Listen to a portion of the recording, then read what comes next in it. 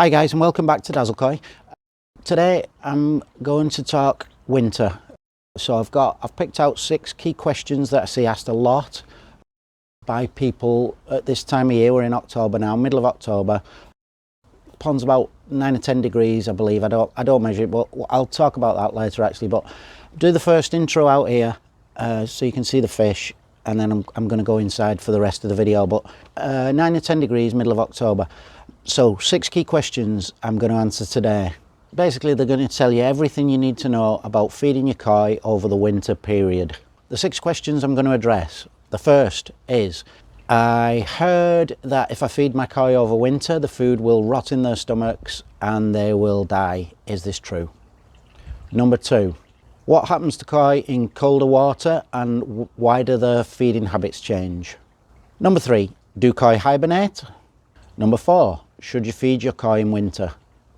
Number 5, at what temperatures can you safely feed your koi? And number 6, if I do feed them when the water's colder, what kind of food should I feed? And I do have one bonus question as well at the end that I see asked a lot that I'll also answer. So everything, I hope this video will be everything you'll ever need to know about feeding koi in winter, why things change, what to change yourselves, what not to change, everything you need to know to safely get your koi through winter with regards to food and feeding. It's all coming up. Okay, so I've come inside now, but I have left the camera outside on the pond, so I'll pop that up so we can see the fish. First question then. I've heard that if I feed my koi during winter, during cold water temperatures, the food will not be digested, it'll sit in the stomach and rot, and it'll kill my fish. Is this true? So I'm going to tackle this one first. I guess the first point to this is that koi don't actually have stomachs at all. What they do have is a digestive tract, so along a tract along which the food moves, and as it's moved, it is digested and processed such that nutrients are taken out of the food to be used for various things throughout the koi's body.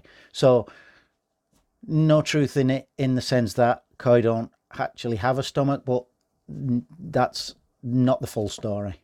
And essentially there is a small element of truth in this one, in that at some point during the koi's slowing down process, inevitably, if it goes far enough, it will reach a point where food, the digestive system is slow enough and almost redundant enough such that food will not be fully digested.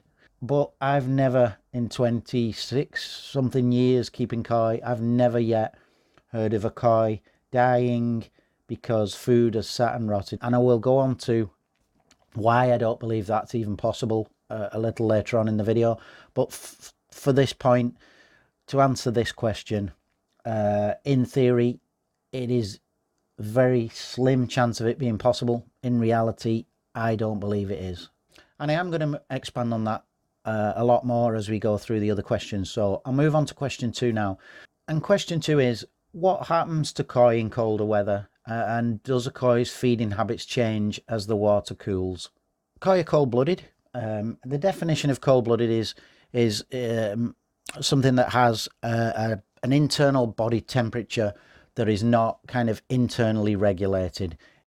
It's essentially allowed to fluctuate depending on the temperature of the environment in which it's living. So in simple terms, a koi's body temperature is not controlled as is ours. As human beings, we know that our body temperature will always be pretty much the same. It can fluctuate but very little, but it's controlled. So we can go to the North Pole and our body will be able to keep our temperature stable, or we can go to the Bahamas and again our body keeps that temperature stable. And so we have to have an inbuilt means of cooling and an inbuilt means of heating, which we do. As cold-blooded, a koi doesn't have that, doesn't have any means of heating or any means of cooling. It relies solely on the temperature around it. And what that means for a koi is during the warmer months, when the water is warmer, reactions inside the koi's body, which are the rates and the efficiency of those reactions, are driven by heat. During the warmer weather, when the body is warmer, the water is warmer, those reactions are much more efficient. And during the colder weather, those reactions, which, as I said, driven largely by heat, they have less heat, and so the efficiency of the reactions slow down. And that's kind of what you see when you see your koi being less active during colder weather. That is because those reactions are less efficient. There's less energy being derived from those reactions due to the temperature. So the koi has less energy to expand, and it moves less, and it's less active. Its appetite shrinks. All its bodily systems are reined in, basically because the energy available to drive those systems is less. And if their energy levels become too low, then the koi knows that it needs to stop. It will naturally not be seeking out food. It will not have any desire to take in food, because it doesn't have that energy available to it to actively go and seek it out. And Mother Nature tells it that it doesn't need that food because it isn't using up as much energy as it would be during warmer temperature. And that brings me nicely on to the third question, which is, do koi hibernate? This is always contentious, but the factual answer is no, koi do not hibernate. In fact, it's not possible for a cold-blooded animal to hibernate. They do slow down, as I said earlier. They no amount of slowing down, no temperature, no prolonged period at low temperature will trigger hibernation. It simply isn't possible. And the reason, the scientific reason why koi don't hibernate is that they're ectothermic, poikilothermic vertebrates. I know. And what that means is basically this. Ectothermic means the heat source comes directly from their environment. There is no internal heat source. The environment is the heat source. Poikilothermic, which means variable body temperature. So if you remember, I said about humans have a consistent body temperature which doesn't change, and we make sure we stay at that. Poikilothermic means they have a variable body temperature, so it doesn't stay the same, it varies. And as I say, it varies based on the environment in which they're living. And being ectothermic or being ectotherms means that they are physically incapable of hibernation, as for an animal to hibernate, it needs to be able to regulate its own body temperature. So during its state of hibernation, it is still regulating its body temperature, heating it, cooling it as necessary. And as I say, koi simply can't do that. So it's completely impossible for a koi, in fact any fish, to hibernate. And instead they remain active at whatever level the water temperature facilitates, really. Whatever the water temperature allows, that is the activity level that they will have.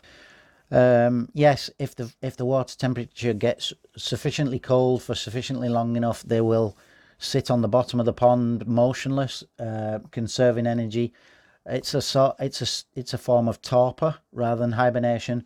And the difference is that during that torpor, your koi are still fully aware of their surroundings. They're fully aware of what's happening to them. So that means they're cold, they're miserable, they're unhappy. Whereas if they were an animal capable of hibernation, they would have no awareness whatsoever of what's going on, what's around them, what's happening to them. And what that means, in short, then, is when your koi are sat on the bottom, motionless, looking unhappy, they are unhappy. They're aware of it, they're not happy. And so on to question 4. Should I feed my koi in winter? Again, this is asked a lot. It is contentious, I'll be honest. Differing views on this. In short, the short answer to this is yes, you absolutely should feed your koi. But to expand on that, if your koi have sufficient energy to eat, to actively seek out food, to digest food, then they will look for food, they will eat it when you give it to them. They're perfectly safe. They know best what they're doing. They know when they can eat and when they can't eat. If they get to a point where it's no longer potentially not safe for them to eat, then they simply won't eat. They know better than us. The temperature of the water I will talk about, at what temperature this happens. And the reason I'll talk about this is that water temperature is no indicator of when koi should stop eating, although a lot of people still rely on, they still look at the thermometer, they see a particular number and they go, that's it, not feeding my fish anymore. Every pond system is different. Every pond system, every pond full of koi will stop eating at a different temperature, and I will expand on temperature a little bit later on, so just hold that thought for now. I will come back to that. But to finish off this question, should you feed your koi in winter? If your koi come rushing to the surface when you go near the pond with their mouths open, looking for food, looking for you to feed them, then absolutely you should feed them. Put it in there. If you've got it wrong, they won't eat it. They'll leave it. If they haven't eaten what you've given them within 5 or 10 minutes, take it out, throw it in the bin. You got it wrong, no big deal. Chances are, though, if they come up to the surface, if they're active, if they're looking for food and you feed them, usually they'll eat it 99 times out of 100. Occasionally you'll get it wrong, but they're not in any danger because they won't get it wrong. In the wild, there's no one comes and takes away all the food. Mother Nature does take away high protein foods in the form of insects which die, hibernate, migrate, etc. Other things containing proteins, but plant matter, algae, weeds remain. And koi eat them all year round, and they know when it's safe to eat them. So on to question 5. At what temperature can I safely feed my koi? Now, I touched on this a little earlier. I don't measure the water temperature of my pond. I never have. And simply because it's pointless. It doesn't mean anything. What matters is what my fish tell me. I know I've had a period for experimenting purposes where I measured the water temperature, and I can guess, I could tell you pretty closely what it is by looking at my fish, but there's nothing positive to gain from measuring the temperature of your water. Your fish tell you everything you need to know. If you have a heater, a heat source, then different matter. I don't have a heater excuse me, so I can't influence the water temperature. It is what it is. I don't need to know what it is, so I don't measure it. From the time I've done temperature experiments and measured the water temperature, I know I saw my koi eat down to 5 or 6 degrees C, no problem. But again, that will be different for everyone, and I'll come on to that, as I say, shortly. But in very basic terms, if your koi are active, coming up, looking for food, then it's warm enough. If your koi are sat at the bottom, inactive, not looking, no interest in food, then it's too cold. And as I've alluded, there is a caveat to this, and this will be controversial to some people. This is my experience. I don't think you'll read this anywhere else. As I say, this is purely my experience. Basically, I keep my pond as spotlessly clean as I possibly can. I am overfilled. I have way more filtration than I need. My filters are flushed every single day. I have an easy pod, a Tempest, and a backy shower with a proper ceramic media on my pond, and obviously a UV. Those filters, the pod and the Tempest, are cleaned every single day. I have a video on cleaning filters and how often you should do it. But waste material needs it needs to come out of your pond as quickly as possible. I don't leave it in there. So my water is in, I believe, in very good shape. And as such, when I started to do that, I saw my cows' activity, energy, vitality, health, well-being increase massively. And as such, I know, as I said to you earlier, my cow will eat down to 5 or 6 degrees C. That will not be the same for everyone. And I know this is probably a little bit controversial, but if your pond water is not that clean to start with, then that level at which they switch off will be sooner, because they're coming from a lower starting point. Very often people will post asking, why am I cow not friendly? Why are they hidden away all the time? And this is along similar lines. If you, from my experience, you can take the youngest, small, skittish 6-inch koi. If you fill a pond from the tap with pristine tap water, get rid of the chlorine and chloramine, you put some small 6-inch koi in that water, that is perfect water, straight away those koi will eat from the surface while you're there. And that's because the water quality is so good and their appetite is so strong that that appetite overrides any human fear or inbuilt fear of humans. I've seen this time and time again. So at any point during the day, any time, you can go up to my pond, you can put your hand in full of food and the koi will eat the food. They'll take it out from between your fingers. They've done that since they were that big. They do it now because the water is spotless. And as such, I believe that when the water temperatures drop, I reach a point where those fish are not, their appetites are so sufficiently low that they stop eating a lot later than if the water was, you know, if I only clean my filter once every few days or once a week even. I didn't have a constant trickle in, which is incredibly important for dilution. And again, boring, but I have another video on that that's really worth a watch on filtration, particularly the third form of filtration.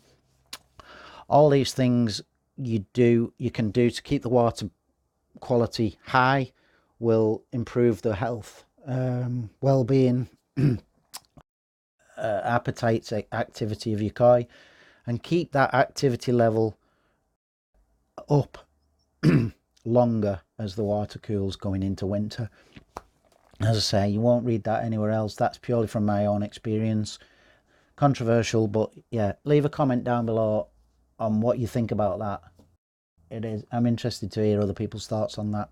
I've often heard as well people suggest if you feed your koi, say in the evening, then the water temperature drops sharply overnight. It could be safe for them to eat, so they eat it, but then the water temperature drops really quickly. I've never seen this. It takes a couple of hours for the food to pass through the tract. In that couple of hours, it's very hard for water temperature to drop so much that it becomes a problem before the food passes through. I think you'd have to pick your pond up and put it into a freezer or something. In theory, you could say it's possible, but your fish know better than you, and I've never ever encountered that. I've never seen that. I don't think that is anything to worry about. And that's another one of many reasons why people talk about koi pond volumes and why you should have a bigger volume for koi. It just helps to iron out those fluctuations, and it means that any temperature drop, you know, takes longer the bigger the volume. So yeah, something worth bearing in mind, but I don't think that's anything you need to worry about. So on to question 6. What kind of food should you feed them? Now, I only feed my koi wheat germ, so they're fed wheat germ all year round. Koi up to a year old, I will feed a higher protein food. Beyond a year, I don't believe they assimilate any, if any of the protein in a higher protein source food. There's more than enough protein in wheat germ food that they will ever need. I think if you feed high protein stuff, it just ends up, the protein passes through and ends up polluting your water, colouring your water, causing your water quality issues. So I only ever feed wheat germ. If you do feed a higher protein food in the warmer weather, then you need to switch to a wheat germ during the colder periods. Again, people put numbers on this. I think personally below 15 degrees, I wouldn't feed anything with what is considered higher protein. I would only ever feed wheat germ below 15 if I was feeding higher protein foods at warmer temperatures, and probably even a little bit warmer if possible, probably even 18 degrees, but certainly 15 is a minimum for higher protein food, and then get them onto the wheat germ. So if you do change foods, then you probably do need a source of, a means of measuring the water temperature. As I say, I don't change my food all year round. They always have Hikari wheat germ, which is, in my experience, I've found that to be the best quality food I can find. They have that all year round, and as I say, I have no need to measure the water temperature. And as promised, a bonus question at the end. Something else I see asked very often: should I turn off my filter, pump, waterfall, UV, backy shower, air pump over the winter months? Personally, I turn off absolutely nothing during the winter month. For me, the big key to keeping koi, because we're trying to replicate a much bigger, much more complex ecosystem in a very small body of water, it's very sensitive to change. So a slight change has a huge impact, and koi feel that change. It's hard for them to adapt. It takes it out of them a bit to adapt to change. So for me, the single biggest thing to keeping koi happy is consistency, and as such, I change nothing. So my pond now has been running like that. The last change I made was to add I think it was either the shower or the tempest. I can't remember now which came last. The tempest was over 18 months ago. I think it was the tempest. Since that was added 18 months ago, literally nothing has changed. I have a trickle in that's around 100% a week, fresh water trickling in straight from the tap. Never touched it in 18 months. Never turned off the air pump, never turned off the UV, except to change the bulb once. Never turn, and obviously when I clean the filters. I have changed absolutely nothing on that system. Same food, everything is exactly the same. I do not change a thing. So over the winter months, everything is running. Showers, yes, can have a bit of a chilling effect, but mine is sort of fully kind of enclosed, so minimal wind chill. But if you turn it off come the spring, you're going to have to populate all that bacteria all over again. It'll grow weed, bugs, algae in there. It'll dry out. It's just, you're having to start all over again. So keep it running if you possibly can. Filter, obviously you need your filter running, and you need to clean it every day just as you would do any other time of the year. Air pump goes without saying. Your koi, the filter bacteria, your whole system relies on oxygen, but again on that consistency as well. The only thing maybe if you want to turn off is your UV, and again I want complete consistency. If I was being plain devil's advocate, can I think of any negative impact from turning off my UV over the winter? If you turn it off and your water goes green, then that has a huge bearing on pH, on the oxygen level in your water. Several things are impacted. So yes, I can. There are some negative things that can come from turning your UV off. However, chances of an algae bloom occurring over the winter are much reduced, so you may well get away with it. Personally, as I say, consistency for me, I turn off nothing. If at all you possibly can, leave absolutely everything running untouched, and your koi and your pond will be better and happier for it. I'm in the UK. In England we get frosts. I've had the outlet, I've had ice coming out the end of my shower return. I leave it on. That's about as bad as it gets. I do appreciate that some countries will get it a lot worse. If you can have filter returns, freezing can cause things to overflow and lose water. So you need to think about your own climates. If there are things that could cause you bigger problems from being left running, then by all means you're going to have to turn them off. It's probably the lesser of two evils, but if you can leave them running, it's so much better. If you turn things off, think about where you're leaving water stationary that can freeze, expand, burst, UV, pipework, destroy filters, pumps, etc. So do think about it. But yeah, do consider your own personal climate. You may have, it may be the lesser of two evils to turn things off. But also, yeah, do think about the fish, the air, the oxygen source, and consider what you do in spring, because you're effectively having to start again if your filters have been off, certainly, you know, with gradually building up the food, building up the bacteria. May be a good time to add some beneficial bacteria. Yeah, but if you can leave everything running, I would advise to always do. And the number one thing to take away from that is consistency. So thank you for watching. As always, if that was useful, do please give me a thumbs up. Do subscribe if you haven't already to the channel. It really does help. And do leave a comment as well. Good, bad, indifferent, wherever it may be. Comments, questions. I do like to answer them and read and hear what you've got to say. Any suggestions for future videos, any suggestions for improvements I can make, please do let me know. I've got some more stuff coming up very soon, so keep an eye out for that. And until the next time, thank you for watching.